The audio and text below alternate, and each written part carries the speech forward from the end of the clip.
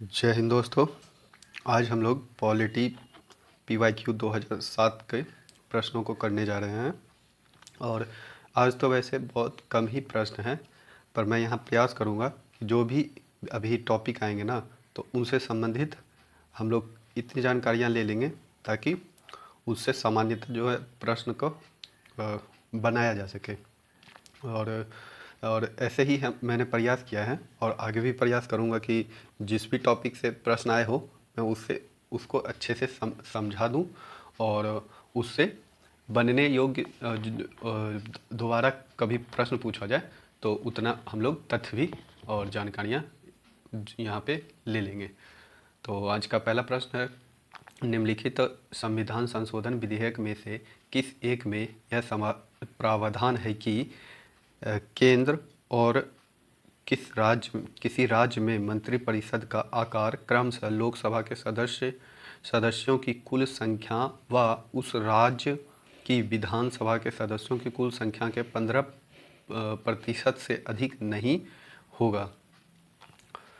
तो अभी क्या है ना कि मैं ये इसका जो उत्तर होगा वो तो ये है, पर हम लोग अभी देखेंगे कि जो 91वां संविधान संशोधन हुआ था तो उसमें क्या क्या किए गए थे। तो देखिए, ये सबसे पहले देखते हैं कि ये 2003 में इसे लाया गया था और इसके माध्यम से जो संशोधन किए गए थे वो अनुच्छेद 75 है और 164 है। 75 का संबंध अपने केंद्रीय जो केंद्रीय सरकार है, मतलब केंद्रीय कार्यपालिका, उससे संबंधित, और ये जो अनुच्छेद 164 है वो राज्य से संबंधित है। तो इसमें क्या किया गया ना कि ये निर्धारित कर दिया गया कि जो विधानसभा हो या लोकसभा के सदस्य के कुल जितने भी सदस्य होंगे ना, तो उसके मंत्रिमंडल का आकार वो 15% से अधिक नहीं होगा। ये इसलिए किया गया ना कि उस समय चुनाव के बाद ये हो जाता था कि जो मंत्रिपरिषद का निर्माण किया जाता था वो काफ़ी बड़ी हुआ करती थी, क्योंकि ज़्यादातर लोग तो सत्ता में आने के लिए ही राजनीति करते हैं।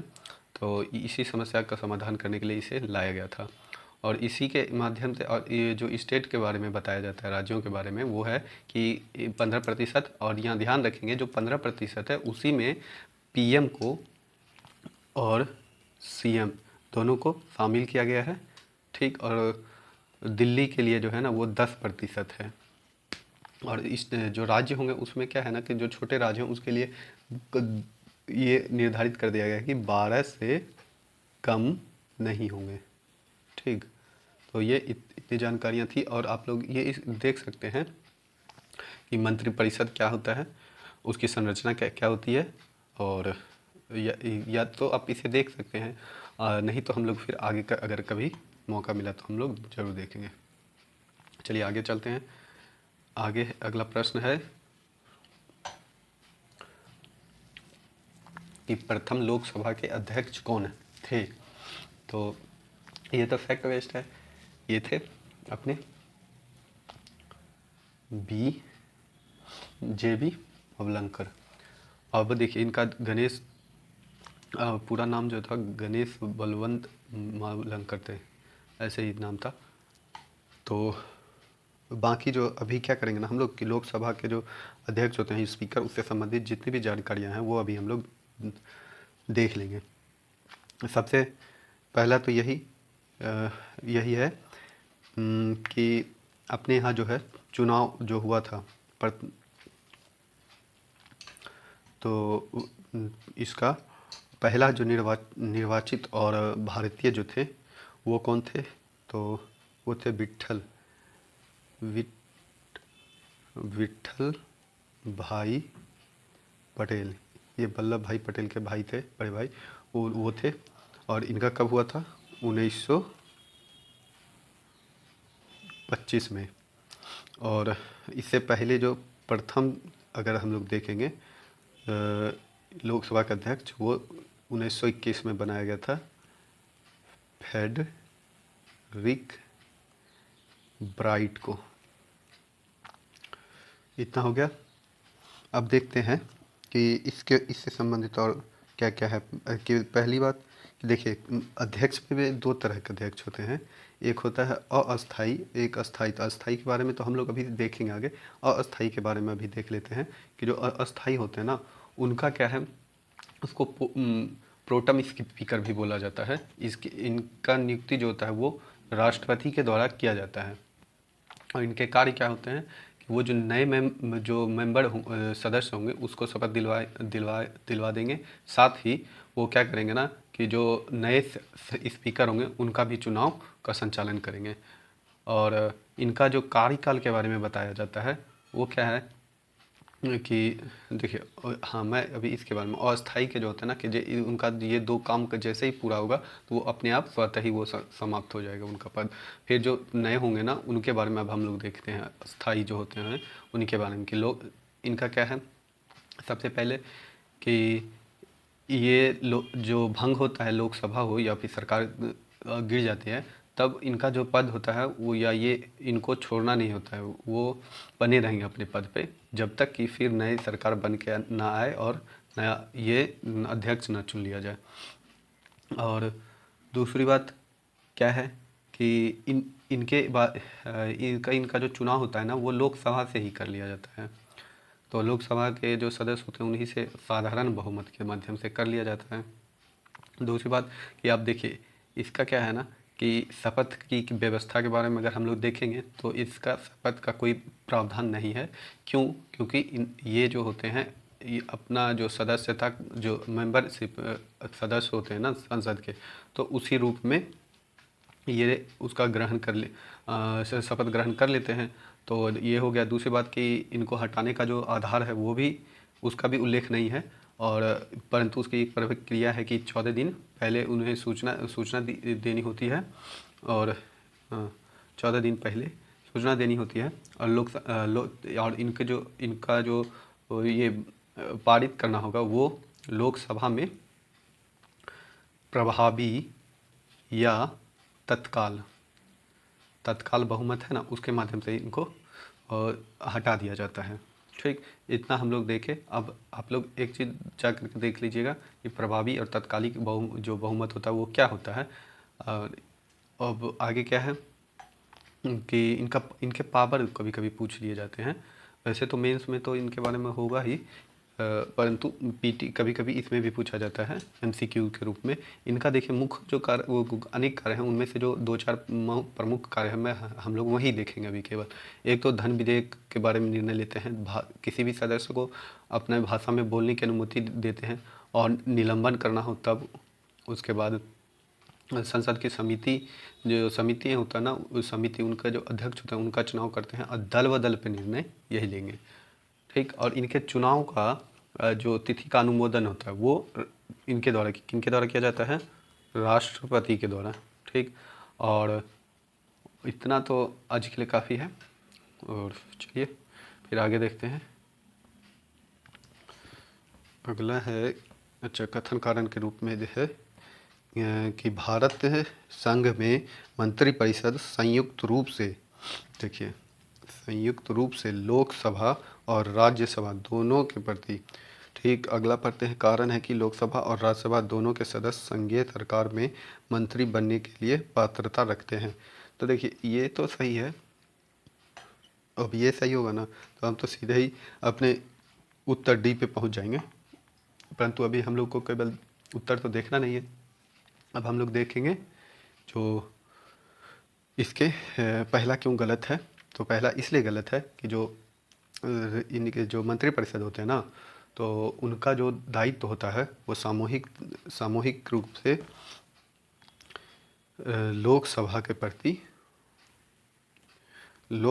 प्रति होते हैं और व्यक्तिगत रूप से राष्ट्रपति के प्रति उत्तरदायी होते हैं। और इन सब के बारे में जो है अनुच्छेद 75 में बताया भी गया है। चलिए आगे देख लेते हैं। क्या है कि निम्नलिखित कथनों पर विचार कीजिए। न्यायाधीश जांच विधेयक 2006 के अंतर्गत एक न्यायिक परिषद को स्थापित करने का विचार है जो भारत के मुख्य न्यायमूर्ति सहित उच्चतम न्यायालय के न्यायाधीश, उच्च न्यायालय के मुख्य न्यायमूर्ति और न्यायाधीशों के विरुद्ध शिकायतें स्वीकार करेगी।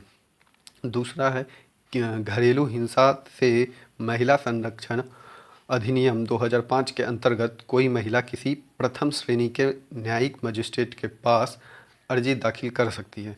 अब देखिए, अगर हम लोग इसे नहीं भी अगर इसके बारे में पॉलिटी अगर पढ़ रखे हैं और इसके बारे में कहीं भी थोड़ा सा जानकारी है, तो अब कैसे करेंगे वो देखते हैं।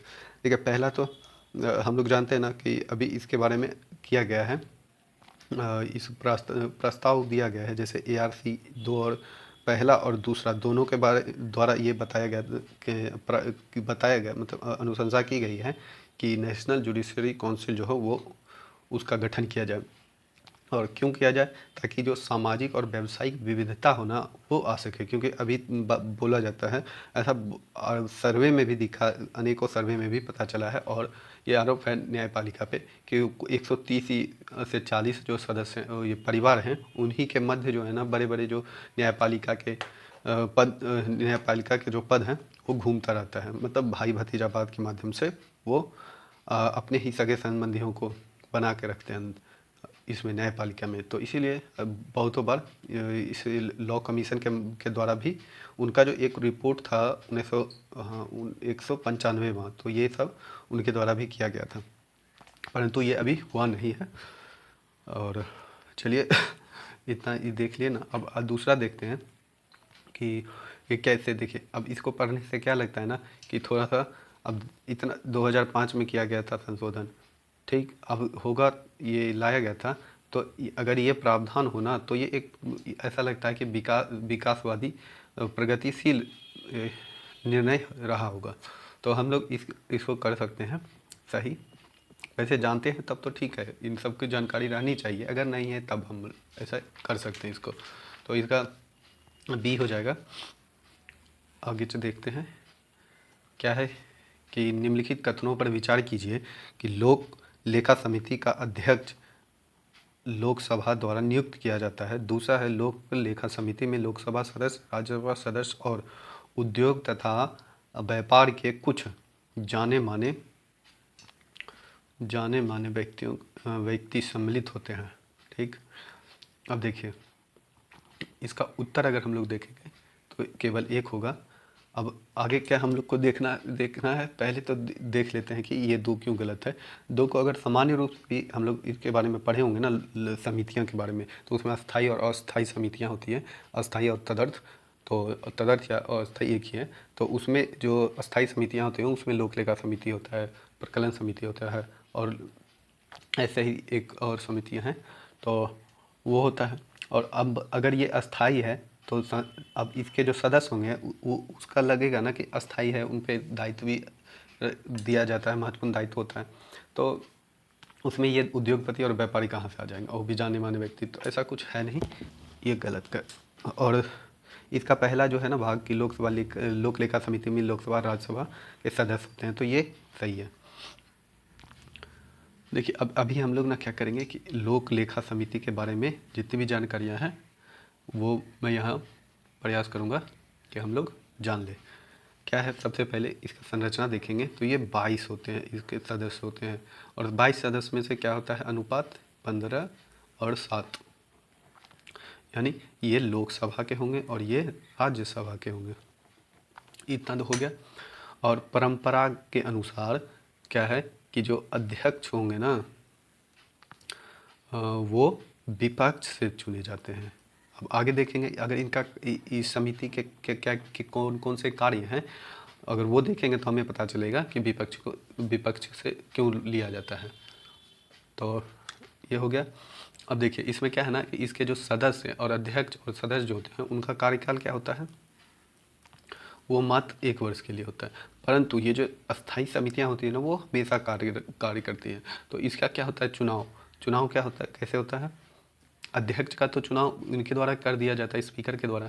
परंतु जो सदस्य होते हैं ना उसमें क्या है कि अनुपातिक जो प्रतिनिधित्व प्रणाली है उसी के तहत एकल संक्रमण मत विधि के द्वारा। इसमें और एक शर्त है कि मंत्री जो होंगे ना वो सदस्य नहीं बन सकते हैं। तो ये सब चीज़ें अगर ध्यान रखते हैं हम लोग तो इससे संबंधित संभावनाएं बढ़ जाती है कि जो प्रश्न होंगे उसे हम लोग सॉल्व कर सकते हैं। और इसमें क्या है कि इसे पोस्टमार्टम पोस्ट मार्टम समिति भी कही जाती, इसको कहते हैं। ठीक, अब देख लेते हैं कि इनका कार्य क्यों इनका जो है ना बनाया जाता है। तो पहला है कि जो संसद के द्वारा जो धन दिए जाते हैं, जो मद का जो होता है प्रदान किए जाते हैं, तो उनमें अनियमितताएं है या नहीं है, भ्रष्टाचार है या नहीं है, तो इसके बारे में जानकारियाँ मिल पाती हैं। और क्या ये जो सरकार होते हैं ना, उनके लिए चेतावनी का काम करता है, साथ ही भविष्य में मार्गदर्शन के रूप में भी ये कार्य करता है। और इसके जो कार्य हैं क्या कि पहला तो अनेक कार्य हैं, उसमें से एक दो हम लोग अभी देखेंगे कि जो सीएजी के द्वारा जो रिपोर्ट वार्षिक रिपोर्ट दिया जाता है ना, उसको और सार्वजनिक व्यय के जो से संबंधित जो जांच होती है ना, दोनों के बारे में ये लोग जांच करते हैं। अब देखिए, इसको पोस्टमार्टम इसलिए ना कहते हैं कि अब जो सीएजी रिपोर्ट देते हैं तो वो तो पिछले वर्ष के बारे में दिया जाता है उनके द्वारा, तो अब उनके द्वारा जो दिया गया रिपोर्ट, तो उस पर इनके द्वारा जांच किया जाता है, तो वो तो पोस्टमार्टम जैसा ही हो गया। तो ये इनका एक और चीज़ें ये ध्यान रख सकते हैं कि इसे सबसे पुरानी वित्तीय समिति कहा जाता है, सबसे पुरानी वित्तीय समिति। और एक यहाँ जरूर ध्यान रखिएगा कि मंत्री इसके जो सदस्य होते हैं वो नहीं हो सकते हैं। चलिए आगे देखते हैं। अगला है कि भारत के संविधान के अनुच्छेद 360 के अधीन वित्तीय आपात से संबंधित निम्नलिखित कथनों पर विचार कीजिए। देखिए, अभी जैसे हम लोग पिछले प्रश्न के माध्यम से जाने थे लोक लेखा समिति के बारे में, तो अभी भी हम लोग क्या करेंगे ना कि अनुच्छेद 360 के बारे में जितनी भी संभव जानकारियां हैं वो मैं यहाँ उपलब्ध कराने का प्रयास करूँगा। क्या है इसका पहले देख लेते हैं कि भारत के संविधान के अनुच्छेद 360 के अधीन वित्तीय आपात से संबंधित निम्नलिखित कथनों पर विचार कीजिए। वित्तीय आपात की उद्घोषणा 2 माह की समाप्ति पर प्रवर्तन में नहीं रहेगा यदि उस अवधि की समाप्ति से पहले संसद के दोनों सदनों के संकल्पों द्वारा उसका अनुमोदन नहीं कर दिया जाता है। दूसरा है कि यदि वित्तीय आपात प्रवर्तन में हो तो भारत का राष्ट्रपति संघ के कार्यपाल के संबंध में सेवा करने वाले सभी या किसी वर्ग के व्यक्तियों के, परंतु जिनके अंतर्गत उच्चतम न्यायालय और उच्च न्यायालयों के न्यायाधीश नहीं आते हैं, वेतन और भत्तों में कमी करने के लिए निर्देश देने में सक्षम है। तो अब दोनों देख लें हम लोग। तो देखिए, दूसरा है ना वो गलत है और जो पहला है वो सही है। अब क्या है कि देख लेते हैं क्यों। तो देखिए, ये तो हम लोग देख लेना कि वित्तीय जो आपात होती है वो 360 के अंतर्गत आता है, और जितने भी आपात हैं वो एक राष्ट्रीय आपात है वो 352 और एक राष्ट्रपति शासन है 356 के अंतर्गत आता है। इसमें क्या है कि देखिए, अब ये जो लगाया जाता है ना, इसका उद्घोषणा जो किया जाएगा वो राष्ट्रपति के द्वारा किया जाता है, और किनके ये विवेकाधीन शक्ति ना होकर के केंद्रीय मंत्री परिषद के परामर्श पे, और कि अब लगेगा कि कहाँ लग सकता है, तो ये भारत का कोई क्षेत्र में, कब, जब वित्तीय स्थिरता या साख की समस्या उत्पन्न हो गई हो तब, और 2 माह जैसे अनुमोदन इसका कर दिया जाता है राष्ट्रपति के द्वारा, तो 2 माह के अंतर्गत दोनों ही सदन, लोकसभा और राज्यसभा के द्वारा साधारण जो बहुमत होता है ना, उनसे इसको पास करना, इनको अनुमोदित करना अनिवार्य हो जाता है। और अब जो एक बार अनुमोदित हो गया तो जैसे ध्यान होगा कि जो राष्ट्रीय आपात है और जो राष्ट्रपति शासन है उसमें टर्म्स बहुत से शर्त हैं, अलग अलग दोनों के शर्त हैं कि किन स्थितियों में कैसे कैसे उसे आगे बढ़ाया जाएगा। इसमें क्या है कि एक बार अगर इसे कर दिया जाता है अनुमोदित, तो यह अनिश्चित काल तक ये रहेगा। और अब इसमें क्या है कि ये देखेंगे कि इसका प्रभाव क्या पड़ता है। तो वित्तीय है तो इसमें पहली बात जो ध्यान में रखना है ना कि इसका फंडामेंटल राइट जो होता है उस पर प्रभाव नहीं पड़ता है, ये अक्सर पूछ लिया जा सकता है। और आपात है तो हम लोग सोच सकते हैं कि ये ऐसा हो सकेगा, पर ये गलत है। फिर दूसरा क्या है ना कि राष्ट्रपति को छोड़ के जो पहला इसमें दिया गया था कि जो दूसरा कथन था ना वो इसलिए गलत था कि केवल राष्ट्रपति को छोड़कर सभी के वेतन को कम कर दिया जाता है।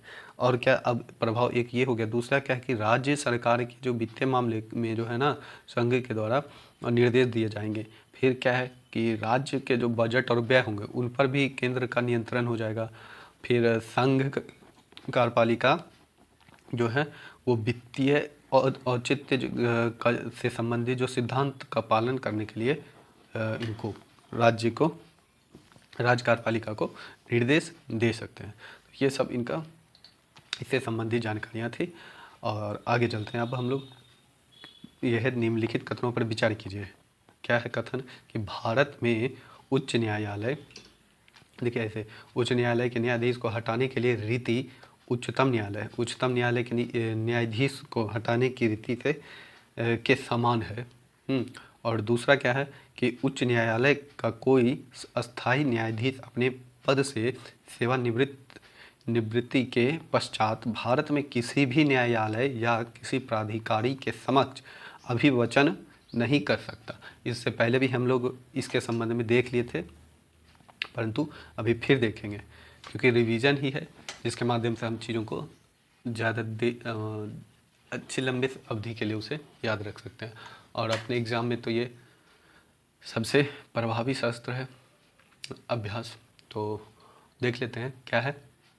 पहला तो सही है और दूसरा गलत है, इसलिए कि देखिए इसमें क्या प्रावधान है ना कि जो मुख्य पूछा जा रहा है ना कि ये उच्च न्यायालय का कोई अस्थाई, तो ये क्या हुआ, अस्थाई यानी मुख्य जो न्यायाधीश होते हैं ना उनके बारे में बोला जा रहा है। इनके बारे में अगर हमने इससे संबंधित जो ये अनुच्छेद है उसके बारे में उससे हम लोगों को पढ़ लेना चाहिए। अनुच्छेद यानी जो बेयर एक्ट आता है भारतीय संविधान का, तो जो उसमें जो शब्दावलियाँ जो उपयोग की गई है ना वो अक्सर इसमें उससे ही पूछा जाता है। और तो ये मुख्य न्यायाधीश, तो इससे संबंधित प्रावधान ये है कि जो जहाँ जिस हाई कोर्ट में मुख्य न्यायाधीश की नियुक्ति होती है ना, तो वो उसको छोड़ के बाकी जितने भी हैं हाई कोर्ट वहाँ और सुप्रीम कोर्ट में वो अभिवचन कर सकते हैं। तो चलिए आगे देखते हैं। अगला प्रश्न है कि नीचे दिए गए राज्यों को भारत संघ के संपूर्ण राज्य का दर्जा प्राप्त होने का सही अनुक्रम कौन सा है। इससे भी हम लोग इस तरह के ही प्रश्न एक बार और किए थे पिछले ही वर्षों के PYQ में सीरीज में, उसे भी आप देख सकते हैं। अभी देख लेते हैं कि क्या है। देखिए ये क्या है ना कि जितने भी है राज्य उसका एक क्रम बना करके याद करना ही पड़ेगा, ये रटने वाला चीज़ है। तो इसमें क्या है, इसका उत्तर जो है वो बी है।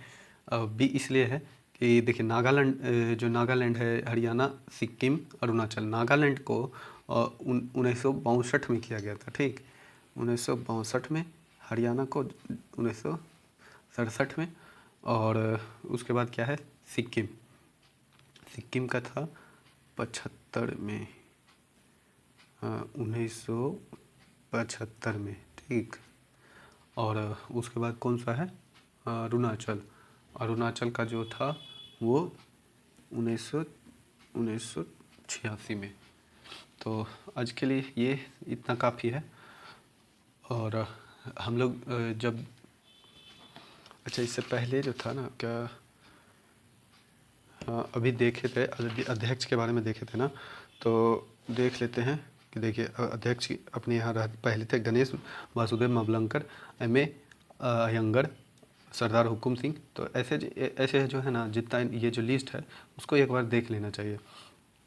और पहली महिला थी मीरा कुमार, अभी जो है वो ओम बिरला हैं। तो इसको इसको ध्यान में रखेंगे ना तो कभी कभी इसे पूछा भी जाता है। तो और जो ये स्टेट PCS होता है तो उसमें तो अक्सर पूछा ही जाता है।